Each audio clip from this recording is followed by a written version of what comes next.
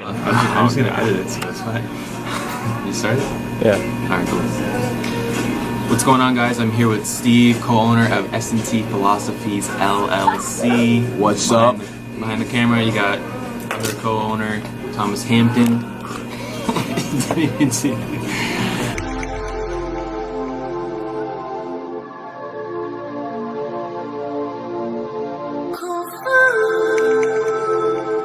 I'm here with Steve, and I'm gonna interview him a little. We're gonna talk about his story, see where he started and where he's at right now on his journey. I'm excited to be here, obviously. Thank you, Ty Speaks, for the opportunity. And again, co-founder Thomas Hampton is behind the camera. Doesn't want to show his face today, but that's okay. But my story, starts off in Africa. I came here at a very young age. I was 5 years old when I first came here. Then I went back and I came here again when I was 12. And I've been here ever since at the age of 12. Not really having my parents with me was a difficult thing, but I was able to adjust to the obstacles that I faced. In life, you're supposed to adjust to every obstacle that you come across. You're not supposed to let every obstacle defeat you. You overcome your obstacles by becoming better year, and obviously spiritual wise. But yeah, you get the point. Long story short, I've been living here ever since the age of 12. And I lived with my siblings, but things didn't go through well. And now I've been fortunate enough to live with my friends' family, and I've been able to, adjust to that environment and create the success that I have today. And everything else that I'm building in the process with these guys, like Ty Speaks and Thomas Hampton, and a few other people. But yeah, Steve, what are some of the adversities you had to go through with the transition from moving from Africa to the United States? Moving from Africa to the United States had a lot of obstacles. One of the biggest obstacles was understanding the whole system change. The system in Africa is very different from the system here. And adjusting to that was very difficult for me because I spoke with an accent. That's number one. That's kind of funny. I know you guys want to laugh. I spoke with an accent, so it was very hard for me to really communicate with the kids here. Can you give us an example of the accent? No, I don't. My name is Stephen Ngah. That's a joke. I spoke with an accent, and it was a deep accent at a very young age. So, getting friends here was very difficult for me. I had to adjust to the educational system as well, and the grading system. I had to adjust to the idea of people going to work from 9 to 5. I never understood that process.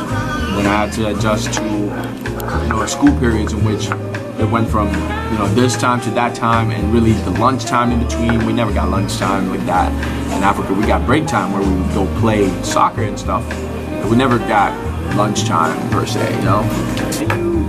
Sometimes me and my brother like to say, look back and see how far you've come in your journey. So knowing where you are now, how does that make you feel? Where you started and where you are now, how does that make you feel? I feel great, man. And the opportunities that are here are great.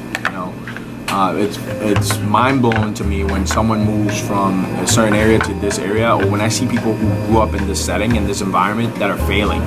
It's mind-blowing, and then you see someone who comes in from another area, and they create the success that someone here had that opportunity because they grew up here. You guys know where I'm going with that? Yeah.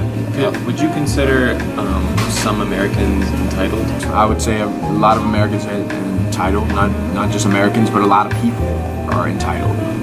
I would say, living my experiences in America, yes, I've seen that a lot of Americans are entitled, but around the world as a whole, I would say about 90% of the world feels like they're entitled to something. You are not entitled to anything, and especially with the millennials.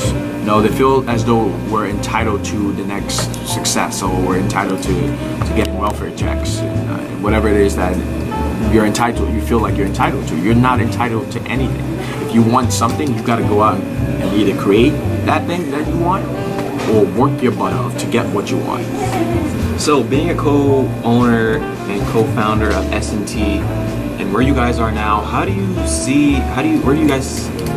see you guys going in the future? Like, what Because I know you guys are, popping off now. It's been a year that you guys did free speaking engagements with people, and you did a lot of free things for a lot of people, and you're coming up on, you already came up on your second year, yeah. So almost halfway through the year, where do you see S&T going from here now? Great question, fantastic question.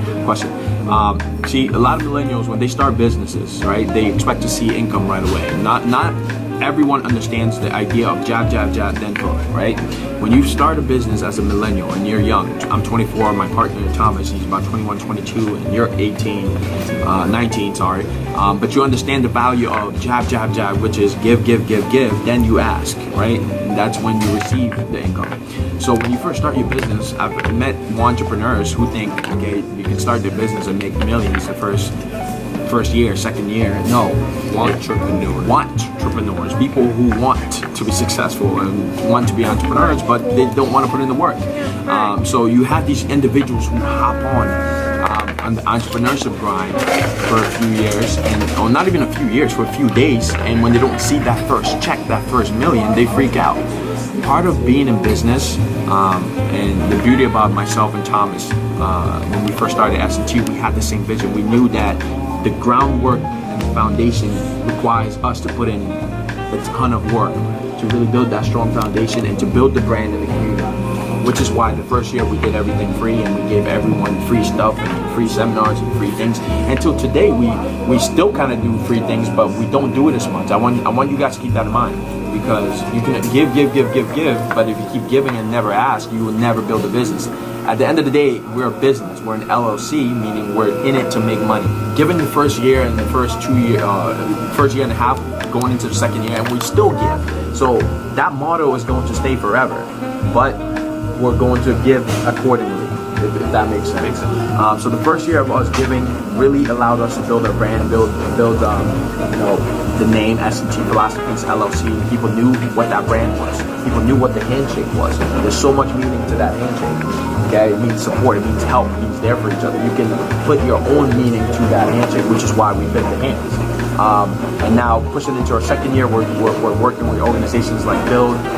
We're working with Upward Bound, Boston Speaks. These are organizations in the area that are really trying to see us propel forward. We're trying to help them propel forward as well. So within the next 5 years, man, we see ourselves in corporate office where we have a team of about 20 individuals who are on the same page and want to see success and want to grow. And we see a lot more to that. We have S&T University launching. We have a few things that are in the works. So there's a lot of good stuff coming up within the year. So check out our shirts that are coming out, hats, merchandise, all that good stuff. Goodbye. Thank you guys for watching my interview with Steve. Get to know him more about where his company started and where he started as a person, because that's what's most important, is where you start your journey and where you see yourself going. So thank you for watching, and make sure to subscribe if you're new. Leave a comment down below what you think of Steve, what you think of me, or whatever you want to say, and make sure to share this video with everyone you know. All right. See you guys next week.